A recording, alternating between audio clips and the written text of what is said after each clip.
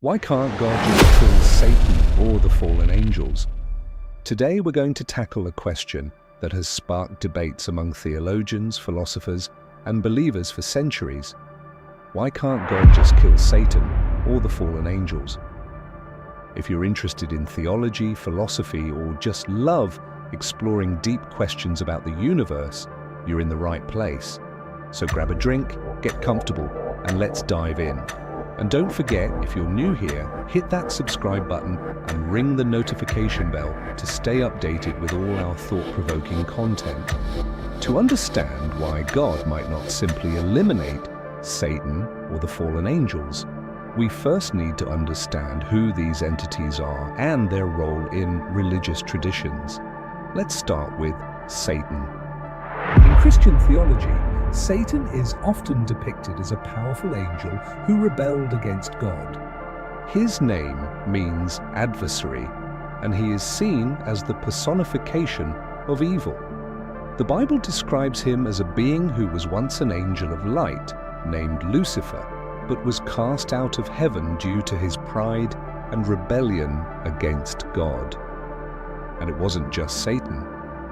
Many believe that a third of the angels in heaven joined him in this rebellion, becoming what we now refer to as fallen angels. These fallen angels are thought to be demonic forces working against God's will, spreading evil and tempting humanity. But if God is all-powerful, why allow these rebellious beings to exist at all? That brings us to our next section, which looks at the concept of free will and the nature of God. One of the most compelling explanations for why God doesn't just eliminate Satan and his fallen angels comes down to the concept of free will. Let's take a moment to unpack what free will really means in a theological context. In many religious traditions, free will is considered a fundamental aspect of being human and, by extension, a key aspect of angelic existence. God created beings, both human and angelic, with the ability to choose. This choice allows for genuine love, faith, and obedience, but it also allows for rebellion and disobedience. For God so loved the world that he gave his only begotten Son, that whoever believes in him should not perish, but have everlasting life. John 16. This famous verse from the Bible speaks to God's love and desire for a relationship with humanity. But true love requires choice. If God were to destroy Satan and the fallen angels outright, it could be seen as undermining this very principle of free will.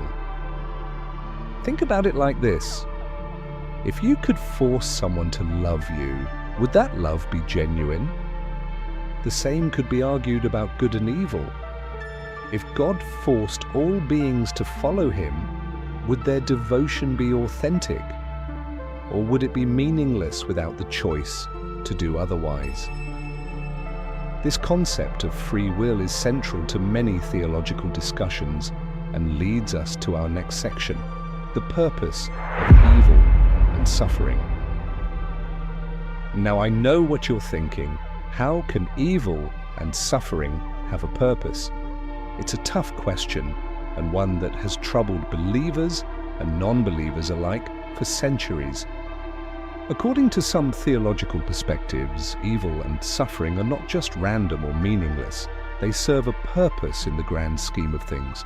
They provide a backdrop against which goodness, kindness, and righteousness can shine brighter. Consider the story of Job in the Bible. Job was a righteous man who faced immense suffering, not because of his sins, but as a test of his faith. Through his trials, Job's faith and patience were tested, and he emerged stronger in his belief. This story suggests that suffering can have a purpose in developing a person's character and faith. Have you ever experienced a difficult situation that, looking back, you feel made you stronger or taught you something important? Share your story in the comments below. I'd love to hear your thoughts. In this view, Satan and his fallen angels are seen as instruments that test faith and challenge believers. They represent the trials and temptations that one must overcome to grow spiritually and morally. It's like a spiritual gym. Without resistance, there's no growth. But what about the end game? What does the future hold for these rebellious beings? Let's explore what biblical prophecy has to say. Another angle to consider is the idea of biblical prophecy and the ultimate fate of Satan and the fallen angels. The Bible, particularly the book of Revelation, gives us some clues. In Revelation, Satan is described as the great dragon who will one day be thrown into the lake of fire, where he will be tormented forever. This prophecy suggests that God does have a plan for Satan and the fallen angels, but it's all about timing. So, why the delay? Some theologians believe that God is waiting for the right moment, a moment that aligns with his divine plan and timing. This is often referred to as the end times, a period when it's believed that all will be revealed and the ultimate fate of good and evil will be decided.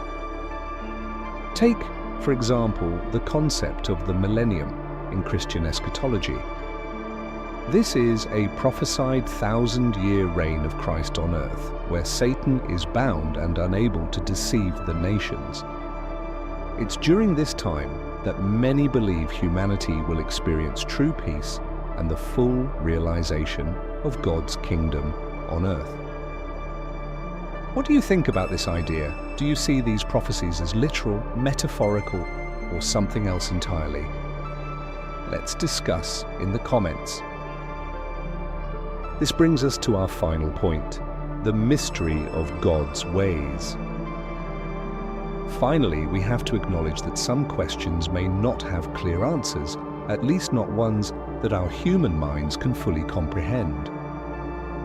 Many religious traditions, not just Christianity, emphasize the concept of divine mystery, the idea that God's thoughts, plans, and actions are beyond human understanding. After all, if we could fully understand everything about God, would he still be God? For my thoughts are not your thoughts, neither are your ways my ways, declares the Lord. Isaiah 55:8. This verse from Isaiah encapsulates this idea perfectly. It reminds us that God's ways are not our ways, and that there are things about the universe, life, and existence that might always remain a mystery. Perhaps the question isn't so much about why God doesn't eliminate Satan and the fallen angels, but rather, what can we learn from their existence? How does this challenge our faith, shape our understanding of good and evil, and inspire us to make choices that reflect our values? So, there you have it. We've explored various perspectives on why God might not kill Satan or the fallen angels. From free will and spiritual growth to divine prophecy and the mysteries of God's ways, it's clear that this question opens up a lot of room for thought and discussion. I'm really curious to hear your thoughts. Which explanation resonates most with you, or do you have a different perspective? Let's keep the conversation going in the comments below. And if you enjoyed this video, please give it a thumbs up, share it with your friends, and don't forget to subscribe to this channel for more deep dives into questions like these. And remember to hit that notification bell so you never miss an upload. Thanks for joining me today, and until next time, take care and keep questioning.